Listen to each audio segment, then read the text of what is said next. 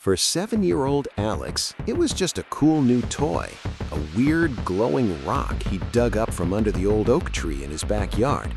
He had no idea that by picking it up, he was about to save the universe, right after he nearly destroyed it. He didn't know he was holding the key to a collapsing galaxy, a doohickey of immense and ancient power.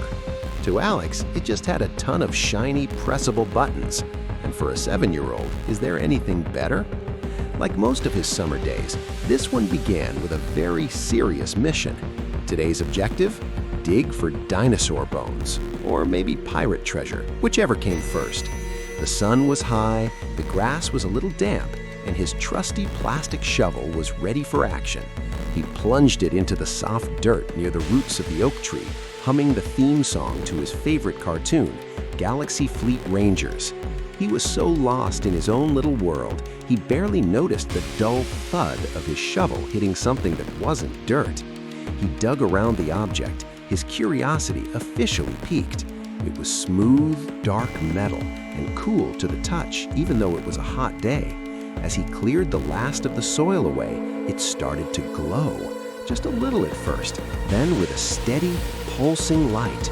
Weird lines crisscrossed its surface, shifting and rearranging themselves into patterns he'd never seen.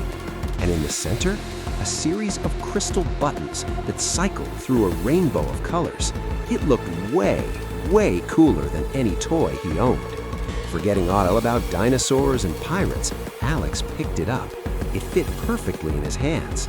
He treated it like a new video game controller, his thumbs instinctively finding the glowing buttons. He pressed them, trying to make a pattern. What was that tune he was just humming? He tried to plink it out on the crystal keys. One press, a low hum vibrated through his hands. 2 presses, the hum got louder and the air around him started to shimmer. 3, 4, 5 presses. Suddenly, a sound like ripping paper tore through the quiet afternoon. Right above his swing set, the sky just fractured. A swirling vortex of impossible colors, deep purple, burning red, and electric blue, opened up like a window to somewhere else.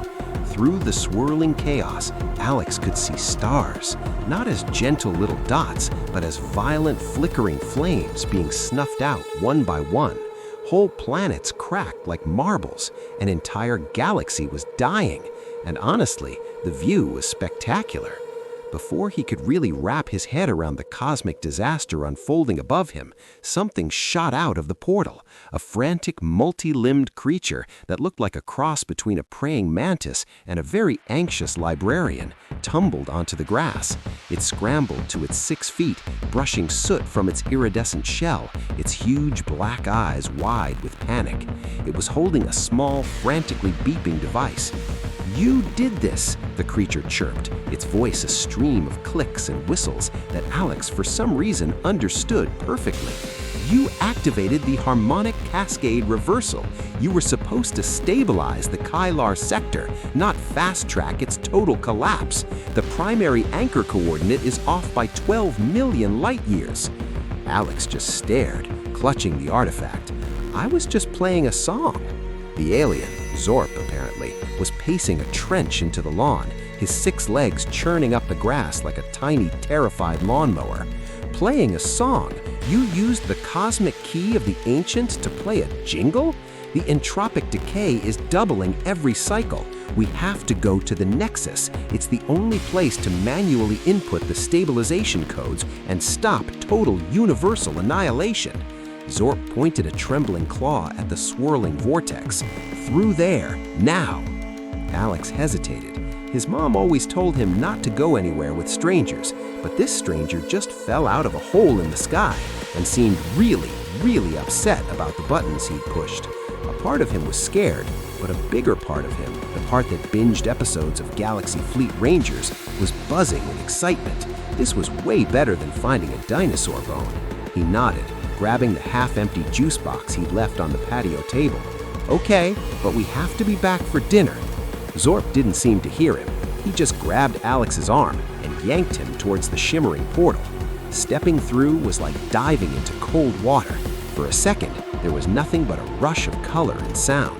Then His feet hit solid ground.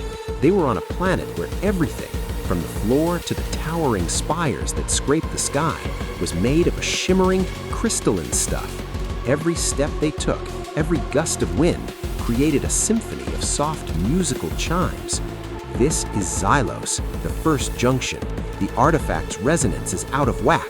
We need a specific frequency crystal here to recalibrate it before we can go on. He pulled out his scanner, but the device just shrieked and fizzled out, totally overwhelmed. Useless. It'll take ages to scan each crystal manually.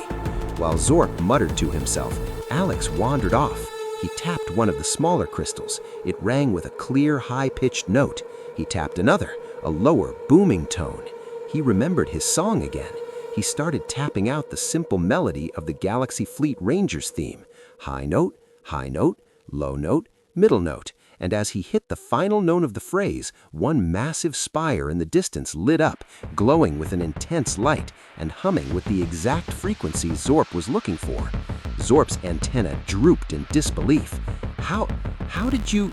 It sounded right, Alex shrugged, as if it were the most obvious thing in the world. With the artifact recalibrated, they jumped to the next world, a shortcut to the Nexus. This place had no ground. They were standing on a solidified cloud in a universe of swirling, colorful mist. Be careful, human child. This is the phasic realm. Our thoughts take shape here. Keep your mind blank. Of course, telling a 7-year-old to keep their mind blank is like telling a puppy not to wag its tail. Alex immediately thought of the scariest monster from his favorite video game, the Shadow Beast of Gore. In the distance, a hulking, shadowy form began to rise from the mists, its roars echoing silently in their minds. Zorp yelped and fired his energy weapon, but the beam passed right through it. The monster only got bigger. Alex was terrified. It was just like in the game.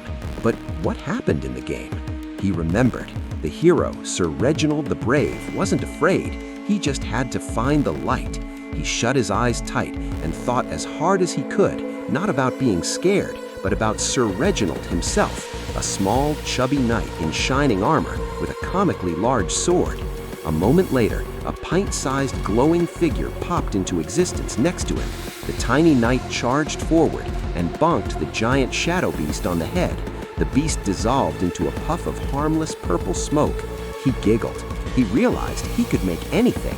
He thought of a bridge made of fluffy kittens, a river of chocolate milk, and skies filled with flying puppies. With a stable path of his happiest thoughts paved before them, they safely crossed the realm, leaving a very confused Zorp to question everything he knew about physics and psychology. Their final jump brought them to the Nexus. It was a vast, silent chamber floating in the void, dominated by a massive sphere of pure energy. The sphere was pulsing erratically, spitting out dark energy flares. It was the heart of the collapsing galaxy, and it was having a cosmic panic attack. A single control console stood on a platform overlooking the whole mess. Here, Zorp rushed to the console, which was covered in ancient glowing symbols. The emergency stabilization protocols. It's all here, but I can't read this dialect. It's a dead language. He started frantically trying to translate the symbols with his datapad, but the process was painfully slow. The sphere pulsed violently, and the whole chamber shook. While Zorp muttered to himself, Alex got bored. Saving the universe, it turned out, involved a lot of waiting around. He looked at the artifact in his hands, which was now getting uncomfortably hot. Then he looked at the console. It had lots of slots and ports, but one in particular caught his eye. It was a small, perfectly round hole. It looked just like the hole on his juice box where the straw goes. A brilliant idea, born from the flawless logic of a 7-year-old, popped into his head. The toy was hot. Hot things get thirsty. He toddled over to the console, stood on his tiptoes, and jammed the hot artifact into the round slot. It was a perfect fit. Then he took his juice box, stuck the straw into the little opening on the artifact, and blew. He wasn't trying to be a hero. He was just trying to make bubbles in his apple juice. A stream of air, followed by a few drops of sugary liquid, shot through the artifact and into the ancient console. The air bubble disrupted a quantum feedback loop. The spilled juice shorted out a non-essential but highly volatile power circuit. It was an act of such bizarre, unpredictable simplicity that the billions-year-old system just couldn't compute it. It registered the event as a manual override from some kind of all-powerful juice box-wielding god. The violent pulsing of the central sphere stopped. The dark energy flares died down. The sphere returned to a calm, steady, golden glow. The galaxy was saved. Zorp's head shot up from his datapad. His scanner was giving a soft, steady chime. The universe was stable. He stared at the console, at the artifact jammed into a diagnostic port, and at the juice box straw sticking out of it. He looked at Alex, who was happily sipping his now bubbled juice. He opened his mouth to ask, to demand an explanation rooted in science, but no words came out. "My toy was hot," Alex explained, as if that cleared everything up. A wave of relief and pure bewilderment washed over Zorp. He let out a long, slow whistle. He walked over, gently retrieved the artifact, and then reached into a pouch. He pulled out a small, smooth black stone that hummed with a faint, gentle energy. "A memento," Zorp said, placing it in Alex's hand.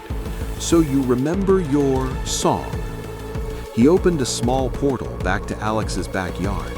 The smell of cut grass and a neighbor's barbecue drifted through. Time to go home. Alex waved goodbye and stepped through. He was back on the lawn. The portal snapped shut behind him with a soft pop. The artifact in his other hand was no longer glowing. It was just a dull, gray rock now, totally inert. He dropped it in the dirt.